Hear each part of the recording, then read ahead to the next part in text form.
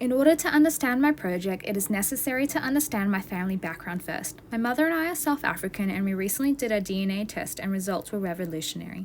My mum's family had told her their ancestry was from Europe, and this lie has been told through many generations of different people in South Africa, as people would lie about their heritage so they would not be classified as coloured and receive horrific treatment from the whites.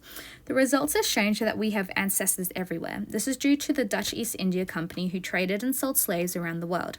This is why I have such a diverse genetic history. This genetic history is very interesting as the different groups of people are actually mostly marginalized groups who have all suffered from racism, prejudice, and race segregation. Throughout my genetic history, many religions would have been practiced, like Catholicism and Judaism, but the most significant religion for the family was Islam. To find out that I have an Islamic background intrigued me, and I started to research more about Islam, realizing that growing up in the West in Christian faith has allowed me greater freedoms than my Islamic counterparts. This led me to the beginning of my design process.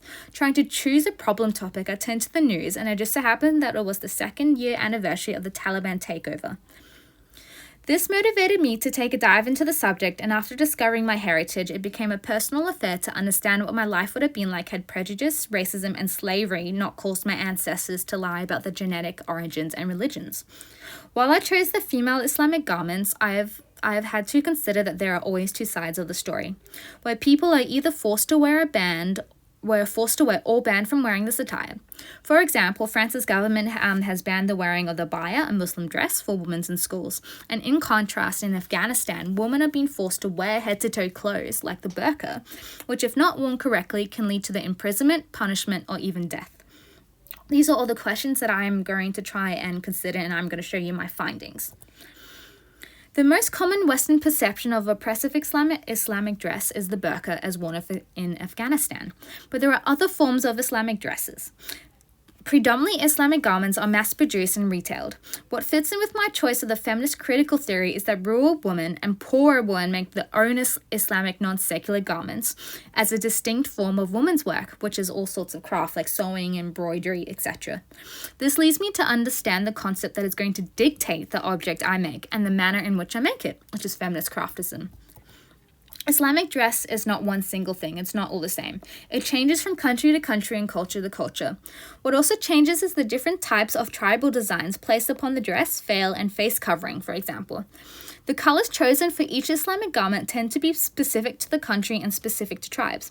For example, in Palestine, female traditional dresses are normally black with red and white. The Prophet Muhammad prefers these colors as stated in their Bible, the Quran. Islamic non-secular dress is thought to be dictated by the Quran. However, the Quran only mentions that men and women both have to dress modestly. That's all. There are, however, cultural and country-specific unwritten parameters that females adhere to, such as in Afghanistan. What is my object? To produce a hybrid female Islamic dress that will highlight the difference in the forms of dress worn, generally over many Islamic countries and cultures. This will be done also to be an educational tool. The dress will be Palestinian Milani thobe made of recycled nylon mesh. The symbolism of the mesh is to show that the woman still exists under it, and it supports one of the slogans I am including on the dress, which is "Women should be seen and heard." The head covering will be a hijab cap/turban, which I will crochet to make my object as authentic as the woman using woman's craft again. Also included on the thobe will be Islamic patterns that are sewn onto the hems or borders of the thobe and the veil as decoration. This is also covert individualism that they would do for themselves. This is the color scheme I have chosen, or what the materials have chosen for me. So there's black for the mesh veil hijab cap. Red is one of the main colors of Islam, so that's going to be featured everywhere. Pink, also chose pink as it's a stereotypical woman's color, which I'm taking a jab at. I'm also using pink as it was used in one of the protests where women from various backgrounds and across generations and political orientations protest wearing gender-colored colors, pink and purple. Now, the veil. The veil is made of mesh, as I said before, and has Islamic type braiding on the hems. However, I customized the veil to include sleeves and a hood that can also hang over the face. The adornment on the veil is taken from an old Persian scarf, which I sewed on to create the decorative pieces as seen on the right. It must be noted that people of my generation no longer know how to make or mend their own garments, and I took it upon myself to learn how to crochet, hand sew, embroider, and use a sewing machine to make my object. I did this to make sure that my final object was authentic. The veil is structured in a way so that it can be pushed back onto the hijab cap and wrapped around the shoulders to create a hijab in itself. The face covering I am adding is predominantly Saudi Arabian, and it shows that face coverings come in many forms, like the burqa, which covers everything but the eyes. The Saudi Iranian face coverings hide the mouth and have a long veil. This type of dress has evolved into what could be called face jewelry now, on the left. Slogans both in Persian Arabic script and Arabic script, as well as English, which appear both as protest statements and as education, will also appear. These slogans are incorporated into the design as patterning and therefore have some degree of subtlety or emerging with embroidered patterning specific to the country or culture. In summary, I'm creating a thobe with a veil which is a combination of an abaya, as seen on the top right, over the thobe, as when I take my arms out of the sleeves, it rests as a long veil, as worn by the Egyptian Islamic dress or by the Yemeni tribes. I'm ensuring that other people know that there are several different types of Islamic dress, like the hijab, burqa, and niqab, as shown before. I'm also showing that the adornment shows both culture and country, but also shows the creeping in of covert individualism in the form of the wearer's voices and creativity. In essence, I make my own feminist object by highlighting on an educational level that Islamic female dress is diverse. There is an educational element included in the object because I combine the different garments and head coverings by adding an embroidery, braiding, head jewelry, and face covering. My object can be seen to represent diverse aspects of a range of female Islamic dress, as I also use the Yemeni veil, Palestinian thobe, hijab cap, which I crocheted in the manner that is similar to Saudi Arabians use, and the mouth face covering of the Saudi Arabian tribes. The face mask. The face mask is fashioned into a long triangle that fits over the nose and it goes up to the ears. It's made out of a gold chainmail that was actually taken from a 1970s purse.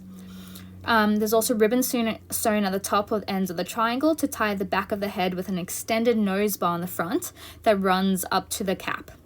The hijab cap is crocheted from recycled cotton yarn. There is no pattern available on how to make a hijab cap, so I invented my own style. And I did this by creating a shorter beanie, which included a crocheted loop in the back, in which the ribbons go through, so it can be adjustable depending on who's wearing it. The cap is also adorned with a gold disc chain, which is sewn onto the front of the cap. I'm using the Yemeni veil and abaya combined design. I sewed black netting into a large rectangular shape, around 3.5 meters. The length of the veil was folded over by a third and sewn to 0.5 meter on both sides, making arm sleeves. The middle section of the folded over netting doubles as a face veil and can be taken back as a hood. The hemming of the veil is done on the length side that is in front of the wearer. The hemming includes ribbon that is sewn on the netting using a sewing machine in a typical wave pattern. A deep red ribbon and gold wave pattern is included in the veil. There's a 2 centimeter black ribbon is added below the red ribbon, and the silver thread is used with a zigzagging stitch. Part of the velvet ribbon, when threaded, is pulled out to create a subtle fringe at the bottom, which mimics Middle Eastern patterning. The rest of the veil is hemmed with a straight stitch by using silver thread, which is made from recycled cans. The adornments of the hijab veil and abaya combined object is adorned with rosettes that I cut out from an old scarf of my mother's. On the back of the veil, a gold rectangle made from sequin material, sourced from one of my mother's evening dresses.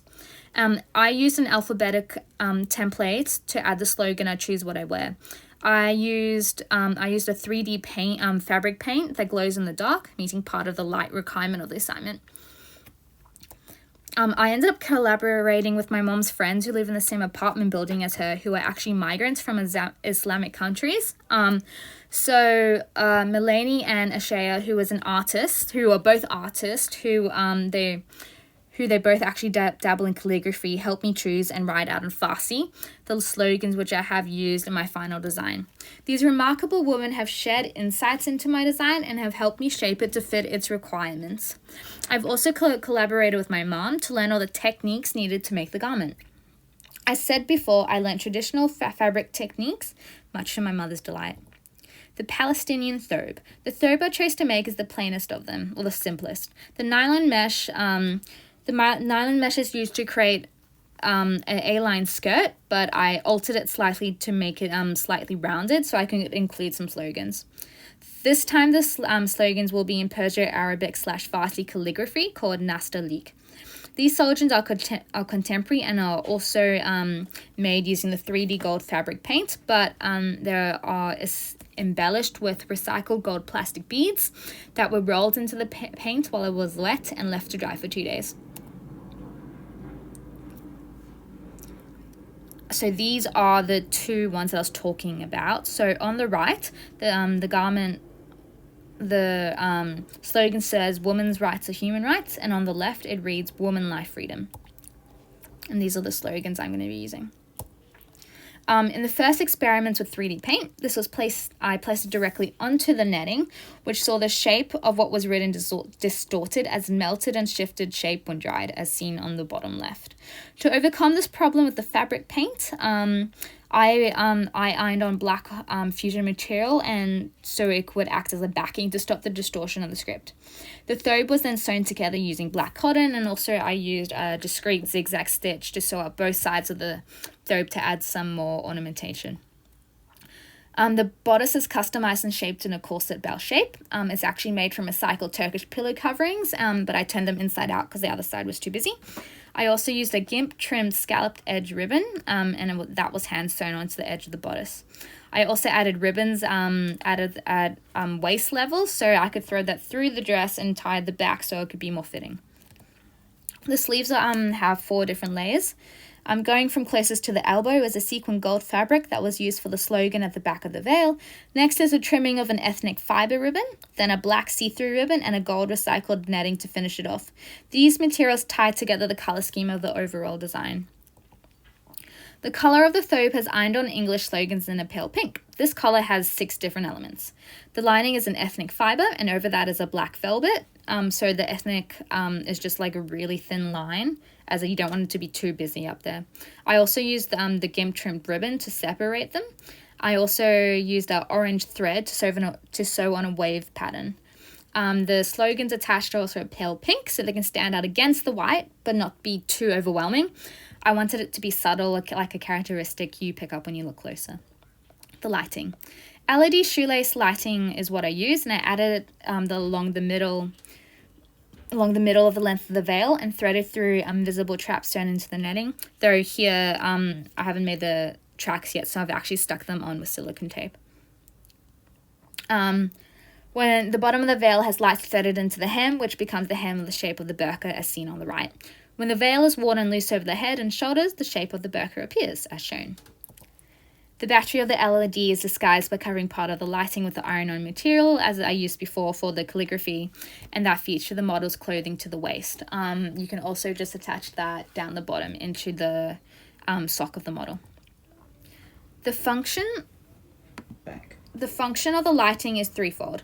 The object is first seen in the dark, and the lights show the typical graphic shape that most Western countries see as one of the only Islamic garments. The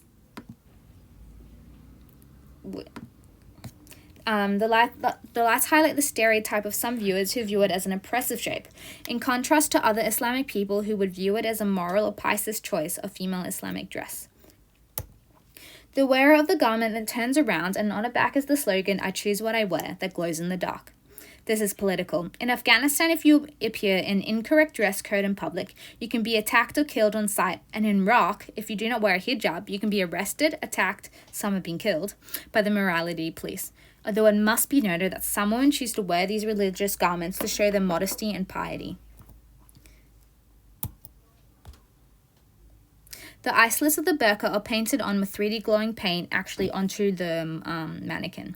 When the lights are turned on and the garment is visible, the burqa disappears and the feminist slogans appear, such as the embroidered Farsi script. Okay. The shape of the woman also now appears through the netting, which is symbolic, saying, "Now you see me, I was under here the whole time."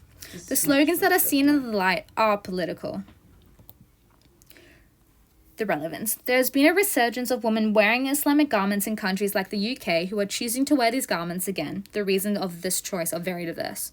I interviewed a range of Islamic women who have shared that they wear a abaya, thobe, hijab, or a niqab to fit in, to identify the culture and tribe, to please the family for solidarity. There is also Islamophobia, and Islamic women have purposely worn these garments as a means of protest. Also to avoid being ostracized, shunned, and pressured, or to avoid being harmed. In conclusion, if you have free choice, there is no harm in choosing to wear or not to wear these Islamic garments. To state your religion and show your piety, and to demonstrate which country, culture, or tribe you belong to. Women's bodies have long been objectified, vilified, and consumerized, and seen as too much of an enticement. Women who choose the freedom to wear and what they wish have long been judged to be immoral or loose. We only have to think of rape victims in this country who were asked by the opposing law enforcers what they were wearing when they were raped, and to understand how the freedom of women to choose what they wear and for it to not be demonized, sexualized, or consumerized is still a big issue that encompasses all religions, cultures, and countries. This is my final object. As you can see, this is in stages. The one that is almost finished, is on the left. This is the LED lights before we put on the glow in the dark eyes and mouth. Here is the updated version. This is without the veil. And this is with the veil. And this is at night. You can see the glow in the dark mouth and the eyepiece. Thank you.